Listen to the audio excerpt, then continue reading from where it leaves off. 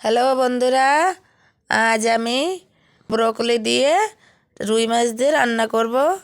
দেখুন, আমি প্রথমে রুই মাছগুলোতে লবণ আর হলুদ দিয়ে সুন্দর করে মাখিয়ে নিচ্ছি। লবণ হলুদ দিয়ে মাখিয়ে আমি তেলে সুন্দর করে ভেজে নেব। আমি কড়াইতে প্রথমে তেল দিয়ে দিয়েছি।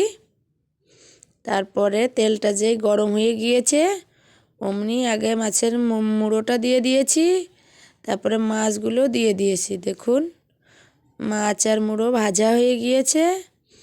আমি মাছগুলো একটা একটা করে তুলে নিচ্ছি। একটা একটা করে সব মাছ তুলে নেওয়া হয়েছে। আমি কড়াইতে প্রথমে ব্রোকলির যে ফুলটা আছে ওইটা কড়াইতে দিয়ে দিয়েছি, কারণ ওই ফুলটা একটু লবণ হলুদ দিয়ে আমি ভেজে তুলে নেব। না হলে সমান সমান জালে দিলে এই ফুলটা গলে যাবে, তখন খাওয়ার সময় ভালো লাগবে না। তাই আমি এই ব্রোকলির ফুলটা আগে আলাদা করে লবণ হলুদ দিয়ে সুন্দর করে ভেজে তুলে নিয়েছি। এবার কড়াইতে আমি কিছুটা তেল দিয়ে দিয়েছি আর গোটা জিরে ফোড়ন দিয়ে দিলাম। দিয়ে আমি ব্রোকলির যে ডাঁটাটা আছে সঙ্গে কয়েকটা আলু নিয়েছি, নিয়ে আমি সেটা লবণ আর হলুদ দিয়ে সুন্দর করে খুন্তি দিয়ে আমি এটা মিশিয়ে নেড়ে চেড়ে নিছি।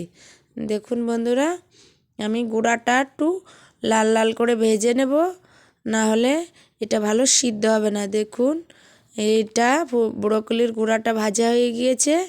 আমি বেটে রাখা যে মশলাটা আছে মশলা দিয়ে সুন্দর করে ভেজে নিয়েছি।